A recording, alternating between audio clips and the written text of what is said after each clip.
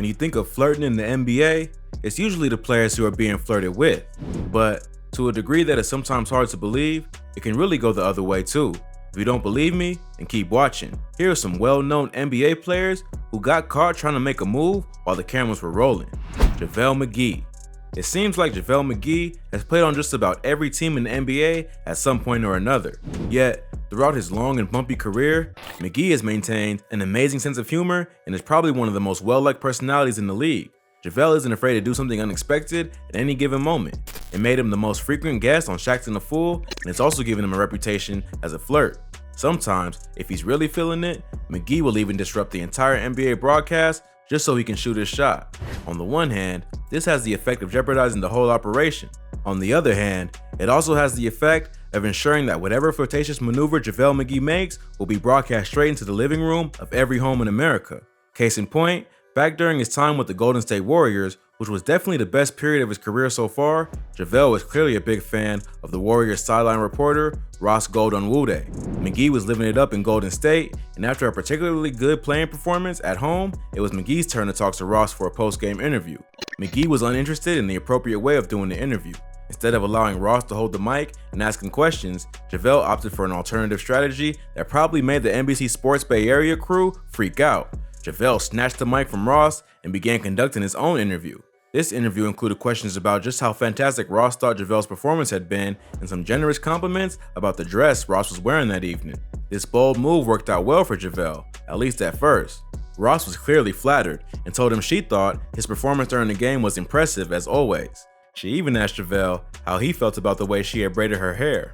It was at this time that McGee suddenly decided he would pivot to auditioning for Shaqtin' a Fool instead of auditioning for a date with Onwude. For some extraordinary reason, McGee told Ross that he did not like the braid and tried to direct attention back to her dress instead.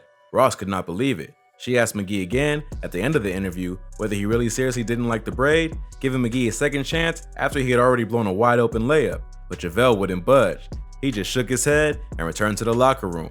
Just like so many other moments in his unique career, JaVale McGee left us all confused and amused. I'm sure nobody was more confused than Ross Goldunwude herself. J.R. Smith. J.R. Smith seems like he's always popping up in these videos, and when social media is involved, you know whatever JR did is bound to be good. Back in 2013, he was playing with the Knicks. J.R. Smith tried a one-liner that became possibly the most famous pickup line in basketball history, even though it totally failed, or maybe in part because it failed and failed so entirely. Smith received a message from a young woman named Megan Brown on Twitter. Brown told JR that she was going to his game that night. Smith replied right away, saying, "Dope." Brown replied with a smiley face, and at first, it seemed like a totally harmless interaction between a fan and a player. That is, until about 3 hours later. That's when J.R. Smith suddenly decided to send another message. He said, "Oh really?" This strange and unusual response didn't make much sense. Megan Brown didn't understand it either and replied, "Oh really what?" Another hour and a half went past as JR began working on his reply. Eventually, at around 5 p.m., at which time JR and the team were probably already at the arena, JR sent an absolutely legendary sentence to Brown. "You trying to get the pipe?" JR's interesting use of language is what made this go viral. If you think about it, a pipe is a firm cylinder or tube that is used to convey fluids. It's actually an incredible analogy. As far as sexual slang goes, this was high quality work on JR's part. The problem was that nobody had ever heard it described that way before. Plus, JR suspected that his pipe was being summoned way before it actually was. In fact, it never was, and there's little reason to think it was ever going to be. It's pretty much impossible to know if Megan Brown was actually trying to get JR's pipe or not, but we definitely know that after JR brought it up, she did show some interest, although JR's pipe did not make any known appearances that evening. We also know the Knicks ended up losing by almost 20 points, and JR played 27 minutes while going 0 for 8 from the field. Luka Doncic. Luka Doncic is known for still being in a relationship with his high school sweetheart from back home in Slovenia, and the couple even made an appearance in one of our videos titled Hottest Girlfriends of NBA Players, so you might be surprised to see Luka in this video. But sure enough, Luka has also been caught flirting on camera. In fact, as recently as March of 2021, Luka tried flirting with the referee. This was ambitious to say the least, especially when you consider that Luka's relationship with NBA officials is probably one of the worst. He is constantly complaining about calls he doesn't like. But when 33-year-old Ashley Moyer-Gleish showed up to officiate a game between the Mavericks and the Clippers, suddenly, Luka's attitude transformed dramatically.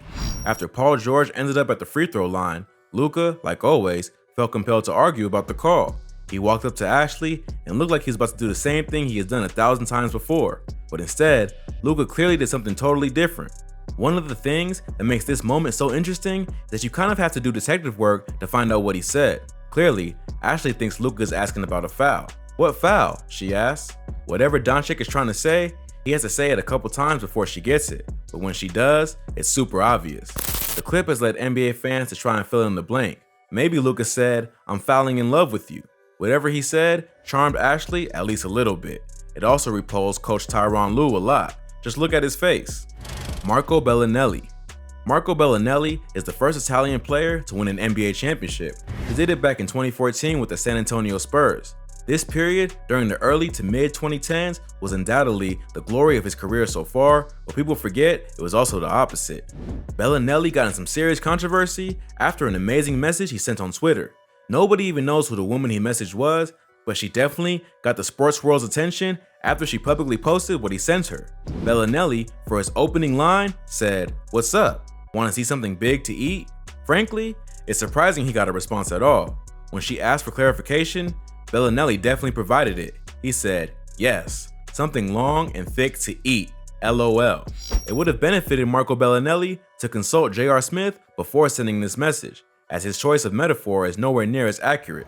It also would have benefited Belinelli to realize this was a profoundly stupid and inappropriate move that would probably never work on anybody. In fact, many people even argued it was bordering on harassment. Ray Allen. Marco Belinelli definitely had an embarrassing moment on Twitter, but it wasn't as embarrassing as what happened with Ray Allen a few years earlier. Ray Allen wasn't shooting a shot on Twitter. He apparently had already shot it and was now in the process of, well, you can take a guess after reading what he said.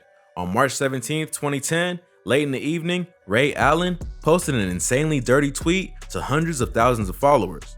Not surprisingly, the tweet was quickly deleted. 14 minutes later, Allen made another tweet, claiming that his account had been hacked. He also said that in order to prevent his account from being hacked again, he needed to change his username. That doesn't make any sense. Your username is public information. It makes no difference as to whether or not someone can hack you. What does make a difference is your password. I'm no FBI detective, but changing your username seems like a fake solution. Fake solutions only solve fake problems. Allen probably posted this message himself by accident instead of sending it in a private message. But to be fair, it seems like Allen was having a pretty good evening up until that point. LeBron James. LeBron James is another player who's renowned his loyalty when it comes to his marriage. He and Savannah Brinson have been together since they were both in high school, and despite being one of the most famous athletes in history, no tabloid has ever been able to unearth anything that turned into a scandal between the couple. But LeBron does occasionally flirt with other women, and sometimes he can be seen shooting a shot right on national TV. A major target of LeBron's flirting has been the sideline reporter for the Cavs, Allie Clifton. During LeBron's time with the Cavs, the two interacted constantly. At one point, users on Reddit accused LeBron of spanking Clifton during the game. Others simply noticed what seemed to be obvious chemistry between the two, but what really got other people talking was what happened in 2018. As any basketball fan should know, LeBron left Cleveland for the second time and signed with the Los Angeles Lakers. If you didn't know that, then, to quote the Honorable Stephen A. Smith, what kind of damn rock are you living under? But even if you crawled out that rock years ago, what you probably still didn't know is that Allie Clifton followed LeBron to LA. Since 2018, she's been the Lakers sideline reporter, meaning she gets to continue having more long and sweaty post-game interviews with the King, asking him seductive questions like, "Can you share your discipline tips with me?" LeBron isn't the only former Cavs player to flirt with Allie Clifton either. Tristan Thompson had a much more blatant moment during his own interview with her a few years back. It's hard to tell if Thompson was flirting more with Clifton or with the camera. Likewise, Clifton isn't the only NBA reporter that LeBron has tried to shoot a shot with. Another target during his time with the Cavs was Kristen Ledlow. Ledlow interviewed LeBron during a practice, and the whole sequence was super flirtatious. First, LeBron started by imitating Ledlow by making fun of her, which she obviously liked. Next, he explained to Ledlow that he was full of energy and in a good mood. Ledlow responded by saying, "We can talk about anything you want. Got anything on your mind?" As you might imagine, he did. LeBron began teasing Ledlow about some inside joke they apparently had together involving British soccer teams. If that makes you suspicious, you're not alone. This seemed even more suspicious when Ledlow and James both quickly agreed that they had better discuss later, off camera. LeBron also once shot his shot with Amy Schumer while the two were filming the movie Trainwreck. There's literally no way LeBron could possibly have been flirting with Schumer, but he did shoot his shot, literally. Schumer made a joke about how she thought the hoop must not be regulation height, and of course, nobody laughed. Joel Embiid. So far, we've seen NBA players flirt during a particular moment when the opportunity arises, but for Joel Embiid, flirting has been an ongoing process lasting for years. When Embiid first entered the NBA back in 2014, he was convinced that he was destined to date Kim Kardashian. He wasn't shy about it either. He posted about it on social media and tried to get her attention. Luckily, a fan was able to stop Embiid and inform him that Kim Kardashian was already married to an extremely wealthy and unstable man. Embiid immediately abandoned his efforts to win over Kim, but he didn't stop flirting. In fact, Embiid simply decided that, all along, he had been destined to date a different celebrity, Rihanna. Embiid invited Rihanna to a dinner date on Twitter and started posting Photoshop pictures of her wearing his jersey. He even started using the hashtag Joanna to represent their supposed couple name. This cheesy and aggressive flirtation got a lot of attention at the time, including eventually the attention of Rihanna herself. According to Embiid, she turned him down, saying, "Come back when you're an all-star." Totally unfazed, Embiid went and became an all-star. You'd think that meant he finally landed his dream date, but weirdly, the story is more complicated than that. At first, Joel apparently changed his mind. Even though he'd become an all-star, he seemed like he didn't want to go ask Rihanna out again after he'd already been rejected once. But soon enough, Embiid began to change his tune. He later explained that his real strategy was to take his time and trust the process. Embiid is very proud of the fact that he and Rihanna follow each other on Twitter, something that's probably not even half as impressive as he thinks it is.